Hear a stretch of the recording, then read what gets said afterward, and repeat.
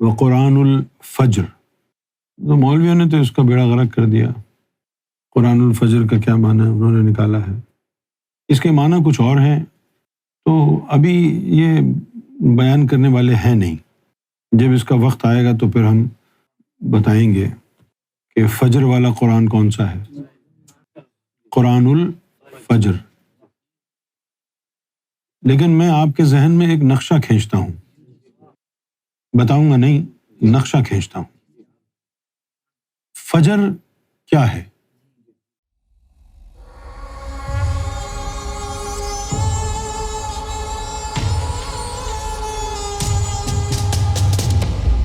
یہ جس آیت کا پوچھا ہے کہ بنی اسرائیل کی آیت نمبر 78 میں جو بات بیان کی گئی ہے اس کی تشریح فرمائیں۔ یہ کچھ انسانوں کی نماز کے ٹائم ہے اور کچھ جو ہے وہ جو سیلیسٹیل باڈیز ہیں جیسے چاند ہے، سورج ہے، ان کی نماز کے ٹائم ہے۔ خاص طور پر یہ جو لفظ اس میں آیا ہے وقرآن الفجر، تو مولویوں نے تو اس کا بیڑا غرق کر دیا۔ قرآن الفجر کا کیا معنی ہے انہوں نے نکالا ہے۔ پھر اس کے بعد اللہ تعالیٰ نے فرمایا ان قرآن الفجر کان مشہودا، اس کے معنی کچھ اور ہیں، تو ابھی یہ بیان کرنے والے ہیں نہیں۔ جب اس کا وقت آئے گا تو پھر ہم بتائیں گے کہ فجر والا قرآن کون سا ہے، قرآن الفجر۔ لیکن میں آپ کے ذہن میں ایک نقشہ کھینچتا ہوں، بتاؤں گا نہیں، نقشہ کھینچتا ہوں۔ فجر کیا ہے؟ سورج غروب ہونے کے بعد آدھا گھنٹہ لگتا ہے، اس کے بعد سیاہ پردے آسمان پر فرشتے ڈالتے ہیں اور ایک تاریکی پھیل جاتی ہے۔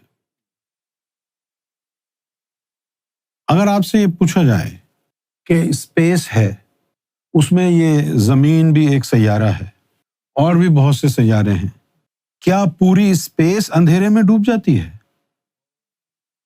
سوال ہے۔ جو اپنے آپ کو بہت پڑھا لکھا سمجھتا ہے بتائے، کیا پوری اسپیس اندھیرے میں ڈوب جاتی ہے؟ نہیں نا۔ تو یہ جب مغرب کا وقت ہوتا ہے تو مغرب کے وقت جو ہے وہ اس کے اوپر پردے ڈالے جاتے ہیں، سیاہی۔ اسی طرح انسان کے اندر ہے ظلمت، سیاہی، اور پھر جب اس کا قلب منور ہوتا ہے تو وہ قلب ہی سورج کی مانند طلوع ہوتا ہے آپ کی شخصیت میں۔ اس کو آپ جو ہے کہیں گے یہ جو ہے فجر الباطن ہے۔ تو قرآن الفجر سے مراد یہ ہے قرآن کو ایسے پڑھنا کہ اندر کی ظلمت چلی جائے، روشنی آ جائے، ایسا قرآن پڑھنا، قرآن الفجر۔ سمجھ گئے ہیں آپ؟ یعنی قرآن ایسے پڑھیں کہ آپ کے اندر جو سیاہی ہے وہ چلی جائے اور روشنی آ جائے، جیسے رات کی سیاہی چھٹتی ہے اور فجر کی روشنی آتی ہے، اس کو فجر کہتے ہیں۔ یعنی اندھیرے کا جانا اور روشنی کا برآمد ہونا، یہ ہے یعنی نقطہ فجر، اسی کو صبح صادق کہتے ہیں۔ تو قرآن الفجر کیا ہوا؟ قرآن کو ایسے پڑھنا کہ سیاہی چلی جائے اور نور کی روشنی آ جائے۔ اور انہوں نے لکھا ہے کہ فجر کا قرآن پڑھنا بھی یقیناً فجر کے وقت کا قرآن پڑھنا ہے۔ کیا مطلب ہوا یہ؟ فجر کا قرآن پڑھنا بھی یقیناً فجر کے وقت قرآن پڑھنا ہے۔ نہیں، آگے لکھا ہوا ہے ان قرآن الفجر کان مشہودا، کہ ایسا قرآن پڑھا جس سے تیرے اندر فجر قائم ہو گئی، یعنی اندھیرا چھٹ گیا اور روشنی آ گئی۔ اس طرح اگر قرآن پڑھا انہ کان مشہودا، تجھے رب کے روبرو کر دے گا، وہ رب کے روبرو کر دے گا۔ اوپر بھی یہی لکھا ہے نا الی غسق اللیل۔ اب دیکھو اگر یہ نماز کی طرف لے جائیں تو لکھا ہوا ہے نماز کو قائم کریں آفتاب کے ڈھلنے سے لے کر رات کی تاریکی تک، جیسے سورج ڈھلا اس وقت سے نماز شروع کریں اور رات کی تاریکی تک، تو بہت لمبا عرصہ ہو گیا. ایسی کون سی نماز ہے جو اتنے گھنٹے تک ہوتی ہے؟ اس کا یہ مطلب نہیں ہے جو انہوں نے بنایا ہوا ہے نا.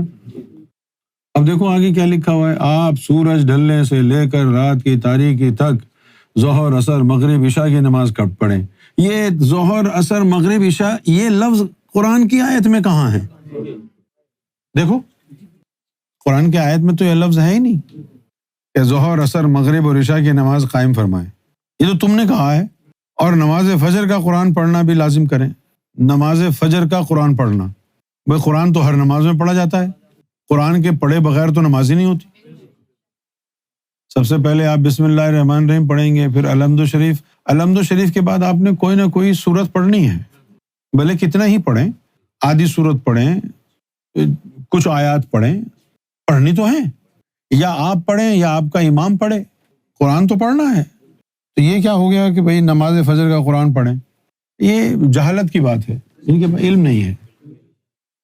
تو بس یہ جو میں نے ایک چھوٹی سی بات بتائی ہے، قرآن الفجر، ایسا قرآن پڑھنا کہ تیرے اندر فجر کا سما ہو جائے، یعنی ظلمت، سیاہی، اندھیرا رخصت ہو جائے اور نور کی کرنیں تیرے قلب سے نمودار ہو کر نقطۂ فجر تیرے باطن میں بپا کر دیں.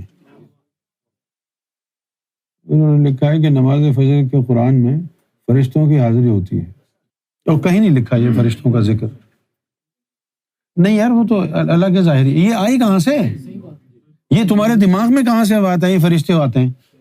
خود بخود ہی 4 نمازوں کا نام لکھ دیے ہیں، اللہ نے تو نہیں لکھے.